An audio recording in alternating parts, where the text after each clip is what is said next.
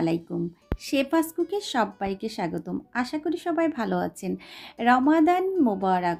পবিত্র মাহে রমজানের শুভেচ্ছা জানিয়ে শুরু করছি আজকের রেসিপি। আজ আমি আপনাদের সাথে শেয়ার করছি আরও একটি ইফতারের রেসিপি। আজ আমি আপনাদেরকে দেখাবো কিভাবে সাবুদানা দিয়ে শরবত তৈরি করা যায়। তাহলে চলুন দেখে নেওয়া যাক পুরো প্রস্তুত প্রণালী। সাবুদানা ড্রিঙ্কসের জন্য প্রথমে সাবুটাকে রেডি করতে হবে।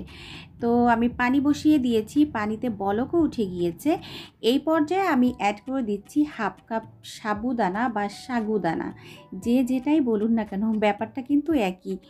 তো এখন আমি দিয়ে দিয়েছি, আর সাগুটা দেওয়ার সাথে সাথে এটাকে ভালো করে নাড়াতে হবে, না হলে কিন্তু দলা পেকে যেতে পারে। তো এটা সিদ্ধ হতে 4 থেকে 5 মিনিট সময় লাগবে।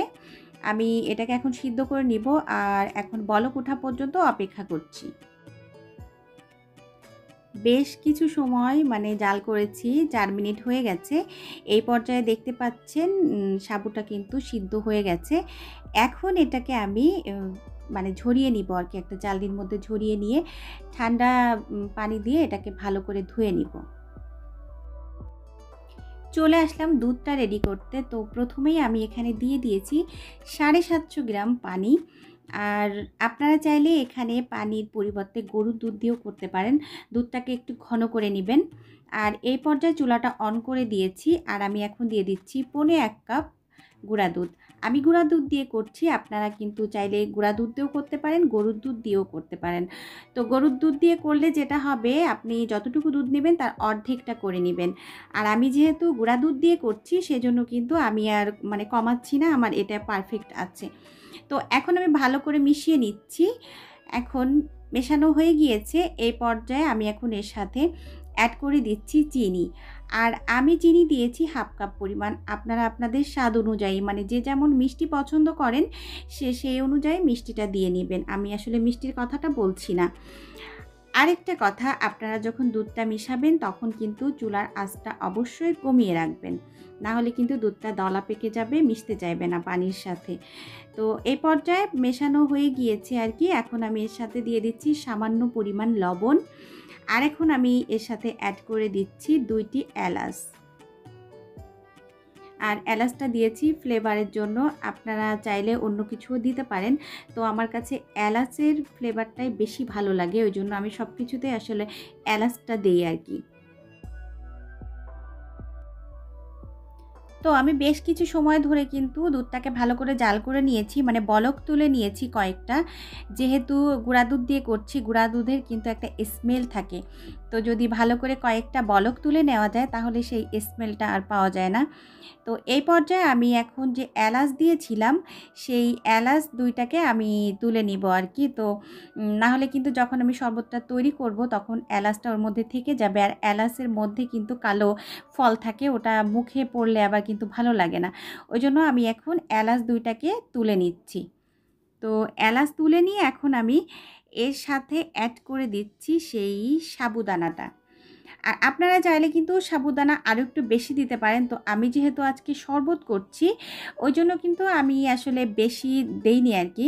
তো আপনারা যদি আরেকটু বেশি খেতে চান আর কি সাবুটা, তাহলে আরেকটু বেশি দিবেন। আমি কিন্তু এখানে মেজারমেন্ট কাপ মেপে হাফ কাপ দিয়েছিলাম। তো এখন আমি মিশিয়ে নিচ্ছি, আর এটা একটু সাথে সাথে মেশানোর চেষ্টা করবেন, কারণ অনেক সময় সাবুটা অনেকক্ষণ যদি সিদ্ধ করা থাকে সেই পর্যায়ে কিন্তু দলা থেকে যায়। তো আপনারা চেষ্টা করবেন সাবুটাকে ভালো করে ধুয়ে নেওয়ার জন্য, তাহলে আর কিন্তু দলা পেকে থাকবে না। এখন আমার কিন্তু বেশ ভালো কয়েক মিনিট ধরেই জাল করা হয়ে গেছে, চুলার আঁচ মিডিয়ামে রেখে।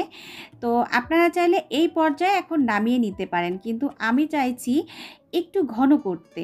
তো সেজন্য আমি এখানে 1 টেবিল চামচ পরিমাণ কর্নফ্লাওয়ার নিয়ে নিয়েছি, আর একটু পানি দিয়ে গুলিয়ে নিয়েছি। আমি এখন এই দুধ এবং সাবুর মিশ্রণের মধ্যে দিয়ে দিচ্ছি। আর এখানে কিন্তু খুবই আমি কম পরিমাণে দিয়েছি, যেহেতু বেশি ঘন করব না, আর শরবত কিন্তু ঘন ভালো লাগে না।